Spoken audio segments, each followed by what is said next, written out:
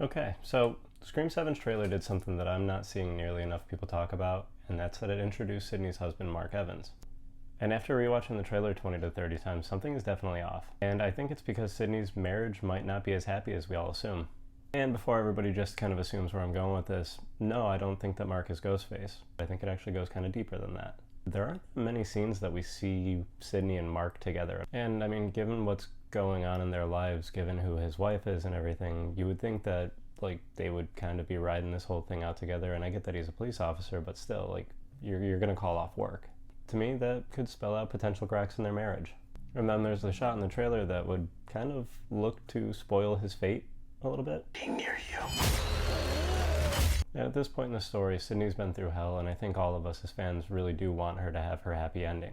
But if you're looking closely, the trailer does kind of leave some potential cues that lead to, me thinking that there could potentially be some sort of emotional turmoil between the couple. Most notably, the fact, again, that they really don't appear much together in the trailer, and again, it's strange to me that he would choose to be at work while his wife, who is like the most consistent victim of Ghostface, is currently dealing with a Ghostface situation where his daughter is also a target. And I mean, given Sidney's past, I don't think that it's completely out of the realm of possibility that maybe she has had struggles trusting him over the years, and maybe that's culminated in something that was less than favorable for the pair of them, but ultimately they were able to walk away amicably because they have children together. And not to sound like, a broken record here, but like, why is he not with his family? He's on like this weird little side quest every time we see him in the trailer, and never with his daughter and wife while they're under attack.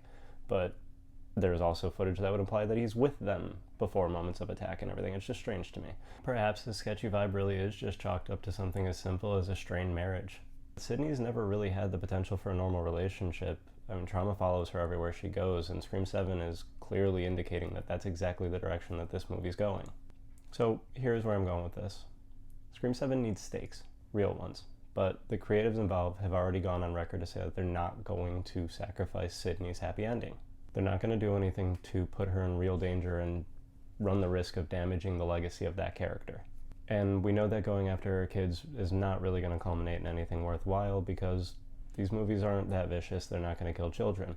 But we also know that there are plenty of returning players here. I don't think that any of the people that were like deeply wounded by the end of Scream 6, Gale, Chad, Mindy, I don't really see any of them dying. It's too obvious, and it just happened to them in the last movie. But Mark Evans, emotionally important, brand new character, narratively expendable, Mark Evans. His death is the exact kind of death in this franchise that would elevate the stakes without sacrificing the happy ending that the creatives do not want to ruin for Sidney. I don't know, there's just that clip in the trailer that like literally spells out like this dude is not making it out of this alive. And if Scream 7 wants to put itself back in the good graces of the fan base after all of the, fun stuff from the last couple of years, they're going to lean on two very, very obvious things: nostalgia and personal stakes. It echoes Maureen's death, which was the catalyst for Sidney's hero journey, and we know moving forward this is going to start to transition into Tatum's franchise.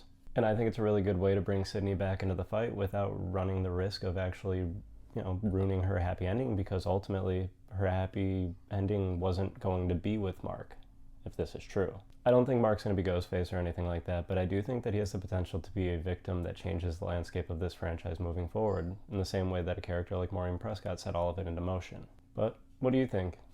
Is Sidney's marriage in trouble? Will Mark make it out alive? Let me know in the comments below, and hit that subscribe button because we have a shit ton of Scream 7 content coming up. Thank you.